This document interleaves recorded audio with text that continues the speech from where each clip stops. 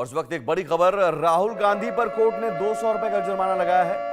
14 अप्रैल 2025 को कोर्ट में हाजिर होने की वार्निंग दी है। वीर सावरकर पर विवादित बयान के मामले में जुर्माना लगाया गया है। सावरकर को अंग्रेजों का नौकर और पेंशन लेने वाला कहा था। एसीजेएम कोर्ट ने राहुल गांधी पर जुर्माना लगाया है, लेकिन जुर्माने की रकम अपने आप में ये हैरान करती है। 200 रुपए, महज 200 रुपए का जुर्माना लगाया गया है और ये जुर्माना वीर सावरकर पर विवादित बयान को लेकर। दरअसल वीर सावरकर को अंग्रेजों का नौकर और पेंशन लेने वाला राहुल गांधी ने बताया था। वीर सावरकर पर पहले भी राहुल गांधी निशाना साधते रहे। हालांकि महाराष्ट्र विधानसभा चुनाव जब था तब पूरे चुनाव प्रचार के दौरान वीर सावरकर पर खामोश राहुल गांधी रहे, लेकिन चुनाव बीतते ही फिर वीर सावरकर को लेकर निशाना साधना शुरू कर दिया और अब इस मामले में 14 अप्रैल 2025 को कोर्ट में हाजिर होने की वार्निंग दी गई है। साथ ही 200 रुपए का जुर्माना लगाया गया है। आनंद सिंह हमारे साथ जुड़े हुए हैं। आनंद, 200 रुपए का जुर्माना। जी सुमित, देखिए जिस तरीके से राहुल गांधी के ऊपर ये एक मामला दर्ज किया गया था लखनऊ में, जो कि महाराष्ट्र के अकोला में राहुल गांधी ने 17 अप्रैल 2022 को ये भाषण दिया था, प्रेस कॉन्फ्रेंस की थी और उसमें उन्होंने सावरकर को अंग्रेजों से पेंशन लेने वाला और अंग्रेजों का नौकर तक बताया था। तो उस पूरे मामले को लेकर जो मेन कंप्लेनेंट है नृपेंद्र पांडे, उन्होंने इसके बारे में एक कंप्लेंट फाइल की थी लखनऊ में और उस पर लगातार सुनवाई में 3 बार राहुल गांधी उस डेट पे नहीं पहुंचे थे और आज भी जब उनके वकील वहां पहुंचे थे कोर्ट के अंदर, तो उन्होंने साफ तौर पे कहा था कि कैसे आज राहुल गांधी की एक काफी महत्वपूर्ण मीटिंग थी विदेशी राजनयिक के साथ, तो ऐसे में उनका आज आना पॉसिबल नहीं था।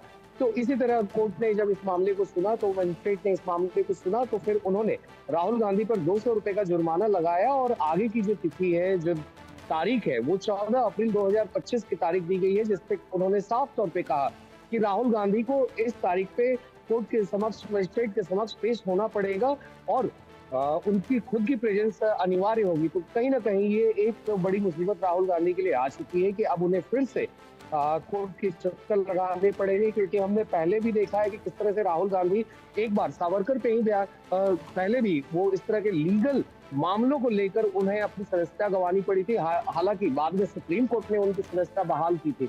तो ऐसे में लगातार जो राहुल गांधी है सावरकर पर बयान देने को लेकर लगातार इस तरह से कानूनी विवाद में पड़ते आए हैं और इससे पहले भी हमने देखा था कि किस तरह से मोदी सरनेम टाइटल वाले मामले में उनकी सदस्यता गई थी, फिर सुप्रीम कोर्ट ने बहाल की थी। तो ऐसे में फिर से राहुल गांधी की कहीं ना कहीं मुश्किलें बढ़ने वाली दिख रही हैं, क्योंकि अभी कोर्ट ने उन्हें 14 अप्रैल को हाजिर होने के लिए कहा है कोर्ट में, क्योंकि नृपेंद्र पांडे ने सीधे तौर पे जब राहुल गांधी के वकील ने वहां पर ये बताया कि क्यों वो नहीं आ पाए हैं, तो उन्होंने साफ तौर पे कहा कि बार बार राहुल गांधी को बुलाने के बावजूद वो 3 बार कोर्ट के समक्ष पेश नहीं हुए। तो ऐसे में कोर्ट को उन पे उचित कार्रवाई करनी चाहिए। तो इसी पर मजिस्ट्रेट ने फिर उन्हें 200 रुपए की फाइन दी और सीधे तौर पे नसीहत दी कि 14 अप्रैल को उन्हें पेश होना पड़ेगा। जी सुनो। लेकिन यहाँ पर क्या अब 200 रुपए जुर्माना भरेंगे राहुल गांधी? क्योंकि 200 रुपए का जुर्माना अपने आप में सांकेतिक है और ये बता रहा है कि आप कानून की अवहेलना कर रहे हैं। आप कानून की अवहेलना करने के साथ साथ आपको अगर कहा जाता है पेश होने के लिए, तो आप पेश नहीं होते हैं। सुमित, देखिए अगर हम बात करें ये 200 रुपए का जो जुर्माना लगा है राहुल गांधी के ऊपर, इसमें अब वहां उनके वकील ने किस तरह से इस मामले को कोर्ट के अंदर मजिस्ट्रेट के समक्ष उन्होंने क्या ये रकम जमा की है या नहीं, ये अभी हम नहीं बता पाएंगे। मगर जिस तरह से राहुल गांधी पे ये लगातार इस तरह के जो आरोप लगते आए हैं कि वो कोर्ट के समक्ष पेश नहीं होते, तो राहुल गांधी के ऊपर हमें जानना होगा कि आखिर बहुत सारे केसेस पूरे देश भर में चल रहे हैं और उनके ये तमाम टिप्पणियों की वजह से ही चल रहे हैं जो सावरकर के ऊपर उन्होंने की है, या फिर और भी कई अलग बयानों को लेकर उनके ऊपर जो केस दर्ज किए गए हैं। तो ऐसे में राहुल गांधी कहीं ना कहीं लगातार कोशिश करते हैं कि वो जब भी उनकी कोर्ट में हाजिरी लगती है तो वो मौजूद जरूर होते हैं, मगर आखिर क्या कारण थे कि राहुल गांधी इस पे पेश नहीं हुए, ये देखने वाली बात है। मगर जिस तरीके से राहुल गांधी के एक वकील ने वहां पर राहुल गांधी के लिए दलील रखी कि वो उनकी आज मीटिंग थी, इस वजह से वो नहीं आ पाए हैं, तो ऐसे में उन्होंने आगे का वक्त जरूर ले लिया है, आगे की तारीख जरूर ले ली है। अब देखना महत्वपूर्ण होगा कि राहुल गांधी 14 अप्रैल के दिन लखनऊ एसडीएम कोर्ट मजिस्ट्रेट के पास वो पहुंचते हैं या नहीं पहुंचते। जी ये बड़ा दिलचस्प है आनंद कि वीर सावरकर के मुद्दे को लेकर राहुल गांधी हमेशा मुखर रहते हैं। तमाम मुकदमेबाजी के बावजूद वो वीर सावरकर को कोसते रहते हैं, कई सारी चीज़ें उन्हें बोलते हैं, लेकिन महाराष्ट्र चुनाव में खामोश रहते हैं।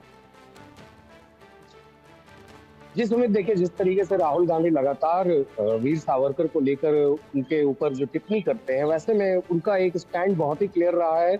आखिर वो किस तरह से बीजेपी को उनके जो जिस तरीके से बीजेपी का आरोप लगाती है कि किस तरह से कांग्रेस जो है वो एंटी नेशनल का जो एक तमगा बार बार कांग्रेस के ऊपर ये आरोप लगाते आई है, तो उसको डील करने के लिए राहुल गांधी सावरकर के ऊपर प्रहार करते हैं।